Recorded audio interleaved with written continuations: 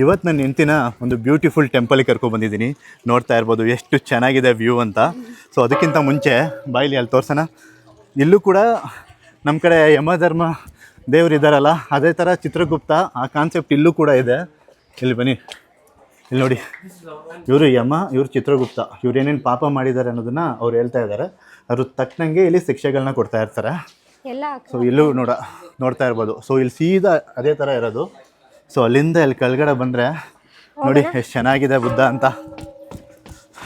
ದೇವಸ್ಥಾನನೂ ಕೂಡ ತುಂಬಾ ಸುಂದರವಾಗಿದೆ.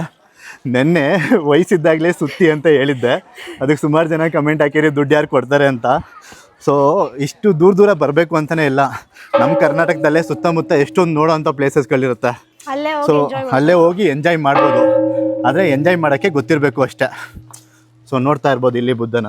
ಸೊ ಹಂಗೆ ಮುಂದೆ ಬಂದರೆ ಅಲ್ವಾ, ಅಲ್ಲಿ ತೋರಿಸ್ತೀನಿ, ಅದು ತೋರ್ಸೋಣ. ಸೊ ಇವಾಗ ಸಮಯ 12 ಗಂಟೆ 1 ಗಂಟೆ ಆಗಿದೆ.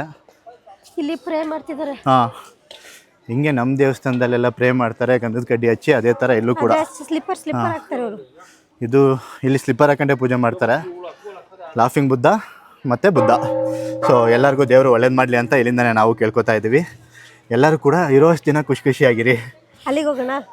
ಸೊ ಪ್ಲೇಸ್ ತುಂಬಾ ಚೆನ್ನಾಗಿತ್ತು, ಅದಕ್ಕೆ ನಿಮಗೂ ತೋರ್ಸೋಣ ಅಂತ ಹಂಗೆ ಒನ್ ಶಾರ್ಟಲ್ಲಿ ವೀಡಿಯೋ ಮಾಡ್ಕೋತಾ ಇದ್ದೀವಿ. ಹೆಂಗೆ ಬಂದಿರುತ್ತೆ ಅಂತ ಗೊತ್ತಿಲ್ಲ.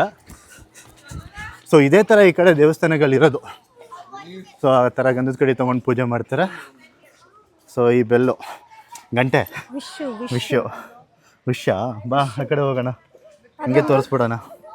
ಸರಿ ಬನ್ನಿ, ಅದನ್ನೇ ಏನು ವಿಶ್ ಮಾಡ್ಕೋತೀಯಾ? ಹೋಗು. ಹೇಳಲ್ಲ. ಎಲ್ಲರಿಗೂ ಒಳ್ಳೇದಾಗಲಿ, ಎಲ್ಲರಿಗೂ ಮೋಸ ಆಗದಂಗೆ ಉದ್ಯೋಗಗಳು ಸಿಗಲಿ. ನಾನು ಮಾಡ್ಕೊಂಡೆ ವಿಷ್ಣ. ಹೇಳ್ಬಾರ್ದು. ಹೋಗು. ಏನು ಕೇಳ್ಕೊತಿದ್ಯಾ? ರೆಡಿ? ಹಾಂ, ಏನೋ ಕೇಳ್ಕೊಂಡ್ಲು.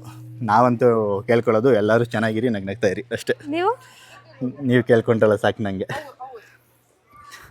ಓಕೆ, ಮತ್ತೊಂದು ವಿಡಿಯೋ ಜೊತೆ ಸಿಗೋಣ. ಅಲ್ಲಿ ತನಕ ಬಾಯ್.